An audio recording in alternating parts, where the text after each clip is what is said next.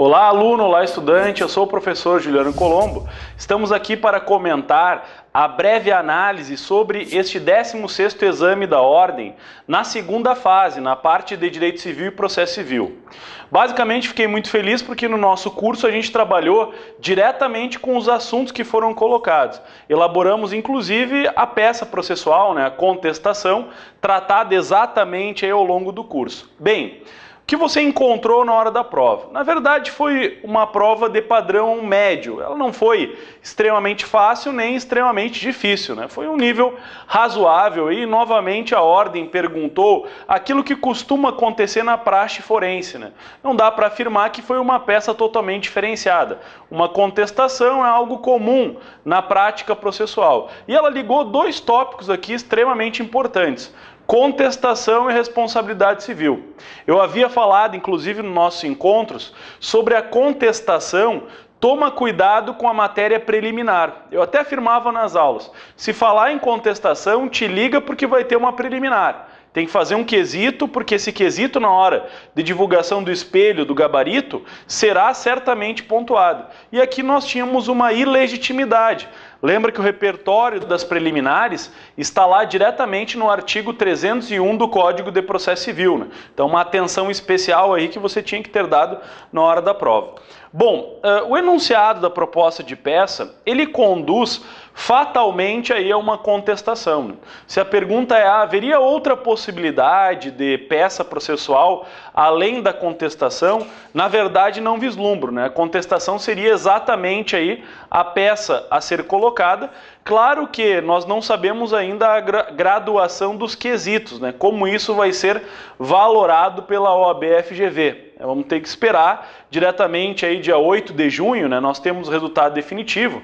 Então a gente já vai começar a entender, mas dá para ter um norte, assim, se eu fui bem, se eventualmente tem alguma matéria que eu fui omisso, assim, não comentei, na hora de escrever aí a tua resposta. O que nós temos aqui dentro dessa estrutura da peça prático-profissional? Nós temos tipicamente uma responsabilidade civil, um dano aí por coisas lançadas do imóvel, que está lá diretamente no artigo 938, então, do Código Civil, A ideia aí de arremessar e aquele que habitar o imóvel ser o responsável. Então, era uma questão de responsabilidade civil, trabalhando aí com o artigo 186, o ato ilícito, o dever de reparar, 927, a figura própria do 938, o dano aí em virtude de coisas arremessadas de imóveis, E principalmente aí a ilegitimidade do condomínio, Porque como advogado do condomínio não daria para aceitar a legitimidade, Então, uma preliminar de ilegitimidade. Bem, acerca aí do mérito, do nexo causal, derivado dessa estrutura, a própria Ordem, ao comentar o gabarito, fala então que não há obrigação de indenizar em razão da segunda cirurgia sofrida. A gente não sabe ainda a valoração que isso vai ter, no plano aí dos quesitos, do espelho da prova, mas é uma matéria aí que acredito que, lendo o vademecum e administrando a prova, você conseguiria aí, com uma certa razoabilidade, chegar a esta resposta. Acho também que o grande tópico aqui importante, para a gente ressaltar, alguns quesitos dificilmente serão incorretos por você, A gente acompanhou e sempre perguntou, a peça cabível. Aqui a peça cabível está na última frase, citado condomínio, procura você na qualidade de advogado, Então, para a defesa adequada de seu direito, tutela adequada de seu direito. Quer dizer, só poderia aí ser contestação. Alguns alunos perguntaram sobre intervenção de terceiros. Não vislumbro aqui diretamente uma possibilidade de intervenção de terceiros. Seria ilegitimidade preliminar e, no mérito, atacar diretamente a responsabilidade civil. Bom, ainda dentro desse aspecto colocado, seria importante a figura aqui de uma localização, qualificação das partes. Dá para construir a contestação naquela tripartição usual, fato, direito e pedido, só que a contestação ela teria que, no mínimo, fazer uma preliminar. Então, a preliminar ao mérito e a matéria de mérito. Deveria ser assim decidida. Bom, isso no que tange a peça processual. Fiquei bem feliz com a peça porque, de regra, a gente consegue administrar muito bem essa peça. Claro que, às vezes, o candidato, nosso aluno, não consegue acertar exatamente aquele quesito, mas dá para, uma maneira geral, ter uma boa pontuação na hora da prova. A primeira questão aqui colocada, né, colocada pela ordem, ela trabalhou aí com a idade núbil para o casamento. A idade núbil, a idade para casamento também seria uma matéria bem apropriada e de fácil, vamos dizer assim, procura aí no ambiente do teu vademecum, né? No tópico A, que ela perguntou se era possível o casamento, a ordem não divulgou agora, no gabarito justificado, algum artigo pertinente, né? Mas aqui poderia trabalhar diretamente com a ideia da idade núbil do casamento. Você até conseguiria isso vendo lá no Código Civil, 3º, 4º, aí vai para a emancipação já induz ali no vademecum, né, o vide, então dava para procurar tranquilamente aí a resposta. Também não vejo nenhum problema a mais aqui nessa questão número 1.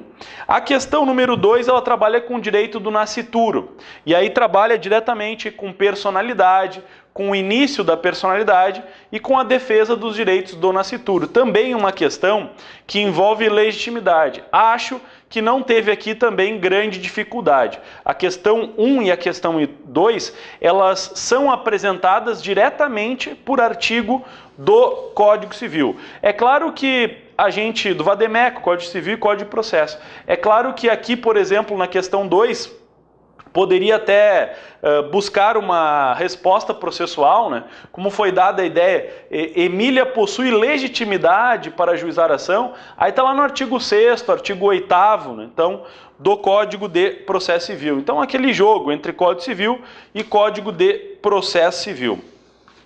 Depois a questão de número 3, ela trabalhava aí com a ideia de sucessão, a figura própria dos herdeiros necessários, e aí deveria entender que irmão não é herdeiro necessário, o gabarito justificado, que foi, gabarito comentado, que foi divulgado, não apresenta nenhuma questão aí a mais, ou erro, ou passível de anulação. Está bem dentro, é uma questão de um nível um pouco mais elevado, mas também muito fechada, assim, muito estabelecida em termos de artigos, né? E por fim a questão número 4, ela trabalhou com a ideia do direito de passagem, né, da própria aí, ligada à servidão. Um dos tópicos principais aqui guardava a relação que o trajeto era o mais curto existente, isso era fundamental, né? Talvez aqui você encontrava um grande norte para a questão, a ideia do sujeito acessar lá num trajeto mais curto. Quando a questão fala trajeto mais curto, dá a entender que seria a ideia de que existiria outra forma, outra via, né? Outro caminho para chegar. Então esse é um dos fundamentos principais aí dentro da questão. Então veja assim, ó, a questão 1, 2, 3 e 4, a gente consegue entender que a questão 3 trabalha com direito de família e sucessões. A questão 4, aí com a ideia do direito de passagem, elas seriam de um nível mais elevado. Acredito que a questão 1 e 2, nosso aluno aqui estava muito bem preparado porque foi trabalhada diretamente com os aspectos do 1 e 2. O 3 e o 4 também, dá para dizer, olha, tem preparo para encontrar essa resposta? Tem. Está no código, não dá para reclamar, né? A ideia é de fazer a leitura do código. Entretanto, claro, elas oferecem um nível um pouquinho maior, mas que facilmente naquela técnica que nós recomendamos, né? O desenho da questão, né? O problema da prova de ordem são questões extensas, então desenha ela, faz um esquema para saber onde estão os principais elementos aí. Então, nesses moldes aí, claro que cabe muito a gente esperar agora o resultado definitivo, né? Dia 8 de junho nós vamos ter aí a grande notícia, espero que assim você receba, mas não vejo fora deste gabarito fundamentado algumas outras reclamações aí que podem surgir. Na verdade foi uma prova bem fechada, vai ser exatamente isso que foi divulgado. Claro que nós temos algumas peculiaridades em termos de artigos. Acho que em termos de artigos, quando for divulgado o espelho de prova, o gabarito definitivo, vai ser um pouquinho alterado, porque vão abranger alguns outros artigos que não foram colocados inicialmente.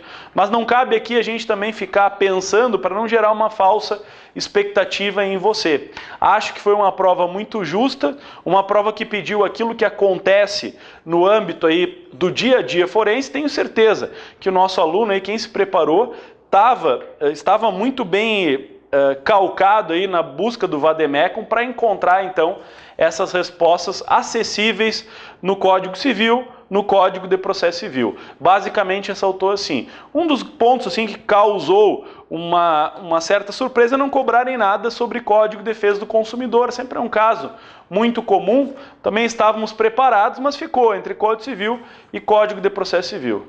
Certo, gente? Então desejo a vocês uma boa sorte, vamos aguardar aí o teu sucesso, continuem com a gente, bons estudos!